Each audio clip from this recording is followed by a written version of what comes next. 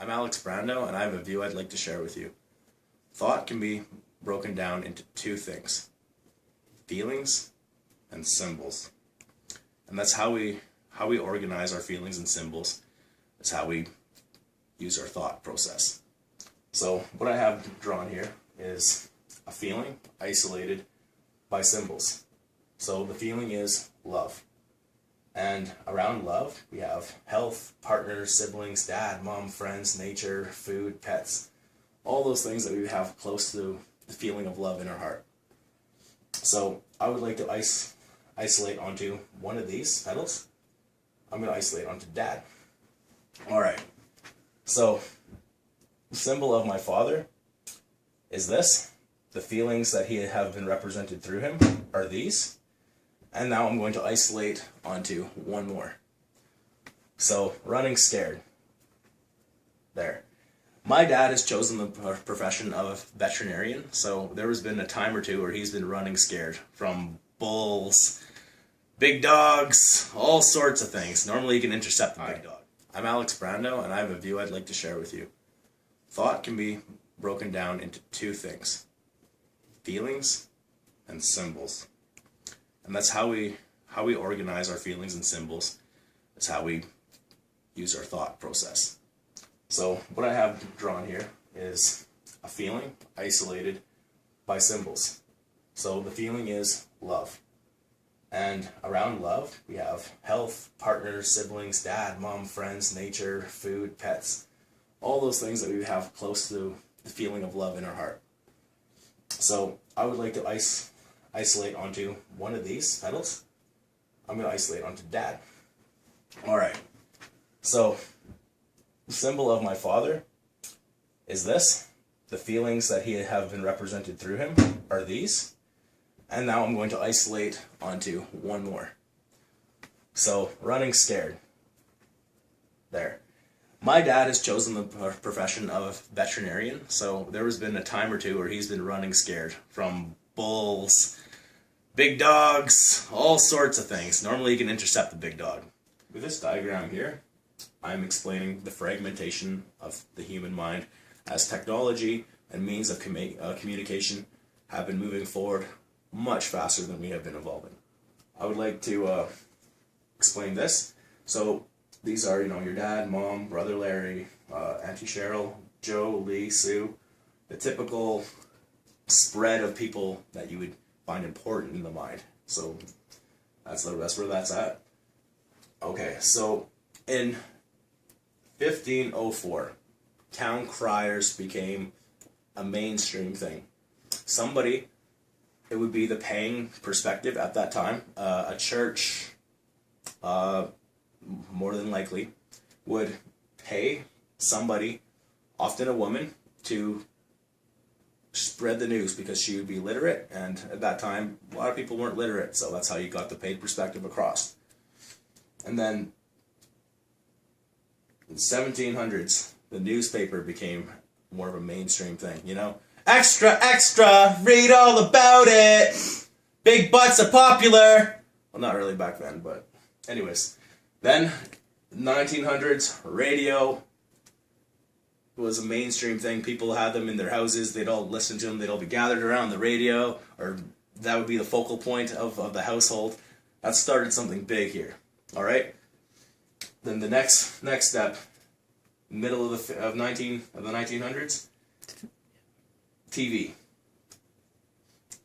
When that came out, basically the typical mindset of the average person that would watch these paid perspectives would start to form.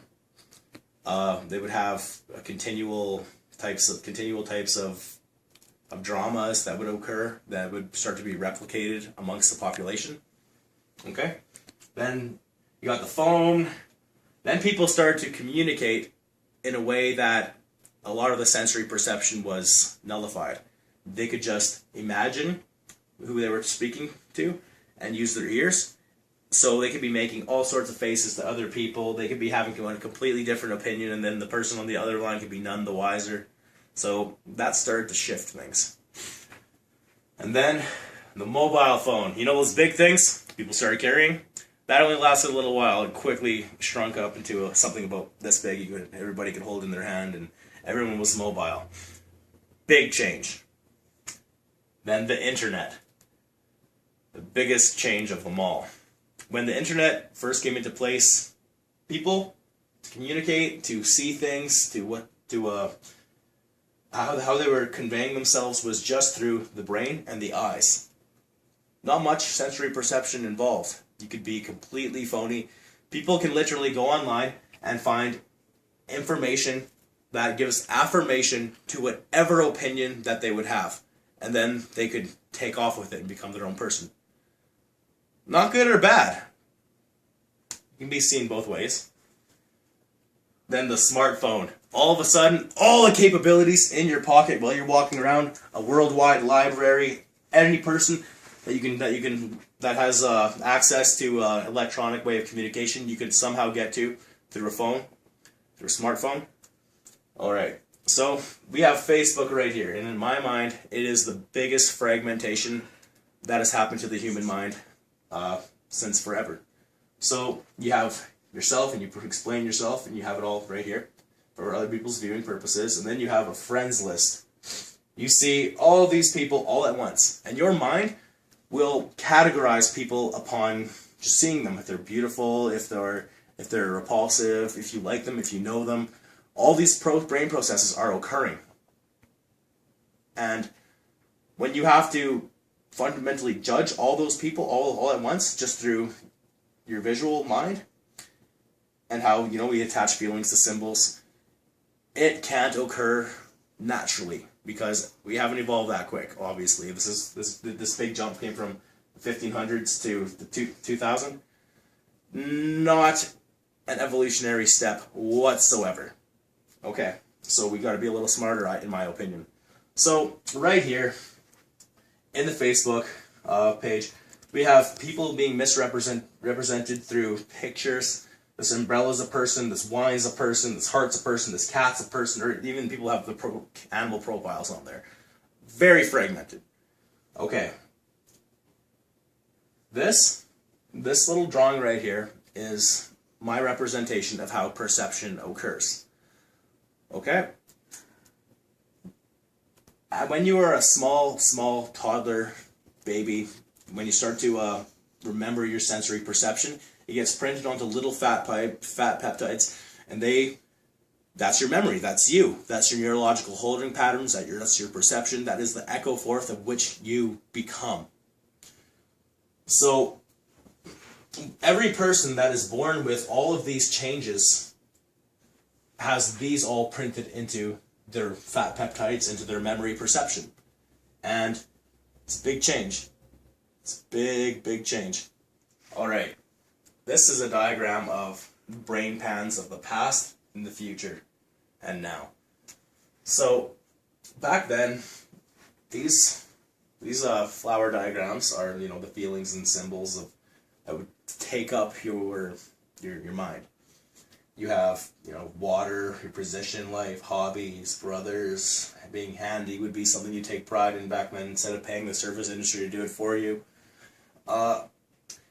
Food, your staple crops, what you chase for game.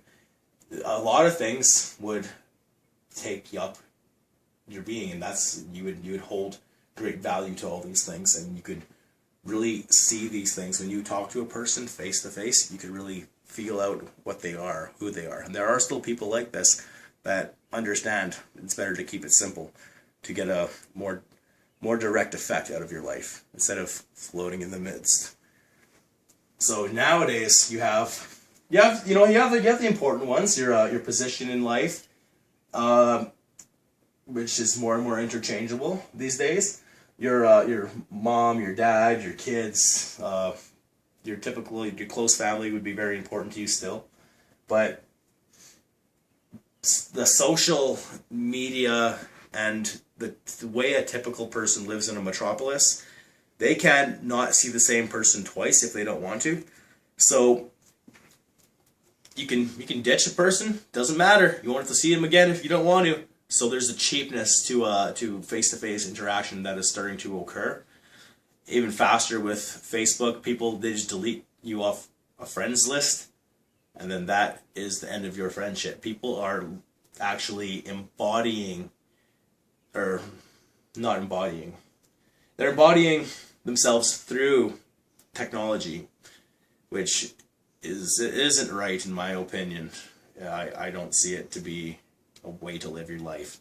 There's a lot of connection that people are losing, and they're becoming rigid in their movements even. It's very easy to see. Okay, so that being said, people don't respect each other the way they should anymore. You can get affirmation for any idea you can get and become it, which isn't necessarily a good or bad thing. You see how rap music has been manipulated to depict the African Americans as something that they're completely not. That's just an example. So you also have what